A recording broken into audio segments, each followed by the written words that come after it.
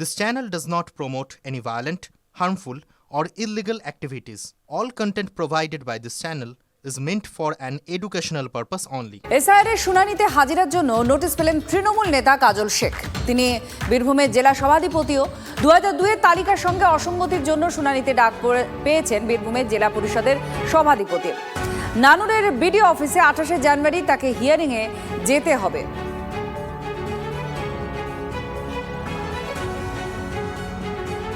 Voter তালিকায় তো ফায়েজুল হক বা কাজল শেখের পাশে লেখা নেই জেলা সভা পরিষদের সভাপতি। ভোটার তালিকায় তিনি একজন সাধারণ ভোটার। তার 2002 এবং 2025-এর ভোটার তালিকায় নাম, বাবার নাম, ঠিকানা, বয়স এতে যদি অদল বদল থাকে, একই তথ্য না থাকে, তাহলে তিনি ডাক পাবেন স্যার, এবং তিনি যাবেন ইয়ারোর সামনে বা ইয়ারোর সামনে তার ডকুমেন্ট দেবেন। এবং তিনি যদি বাংলাদেশি না হন, তিনি যদি রোহিঙ্গা না হন, তার যদি লজিক্যাল ডিসক্রিপেন্সি, লজিক্যাল গ্রাউন্ড যথার্থ না থাকে, তাহলে তার নাম থেকে যাবে। কিন্তু তিনি যদি বাংলাদেশি হন, তিনি যদি রোহিঙ্গা হন, তাহলে তার নাম থাকবে না, বাদ চলে যাবে।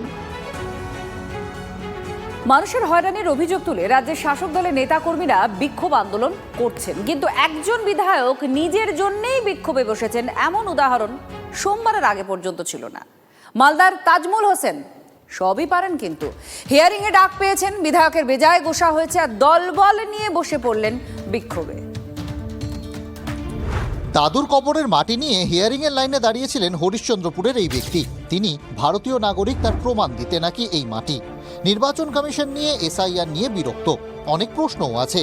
দাদুর কবরের মাটি তাই প্রতিবাদ, কিন্তু প্রতিবাদ জানিয়েও এই ভোটার এসেছেন হিয়ারিংয়ে। অথচ তার কেন্দ্রের বিধায়ক ও রাজ্যের মন্ত্রী গো ধরেছেন। কেন তাকে হিয়ারিংয়ে ডাকা হলো? দলবল নিয়ে বিক্ষোভে বসে পড়লেন হিয়ারিং সেন্টারের বাইরে। সেখানেও চমক। অঞ্চলে তাজমুল হোসেনের ঘোর বিরোধী হিসেবে পরিচিত জেলা পরিষদ সদস্য বুলবুল খানও মন্ত্রীর পাশে।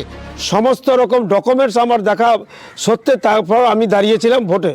যদি কোনো কোথাও যদি খুঁত থাকতো, কোনো ভুল থাকতো, তাহলে অবশ্যই আমি দাঁড়াতে পারতাম না। এবং 3 বারের বিধায়ক, তা সত্ত্বেও আমাকে হয়রানির শিকার। তাজমুল হোসেন 3 বার হরিশ্চন্দ্রপুর থেকে বিধায়ক নির্বাচিত হয়েছেন। 2006 ও 2011 সালে ফরওয়ার্ড ব্লকের টিকিটে বিধায়ক নির্বাচিত হন।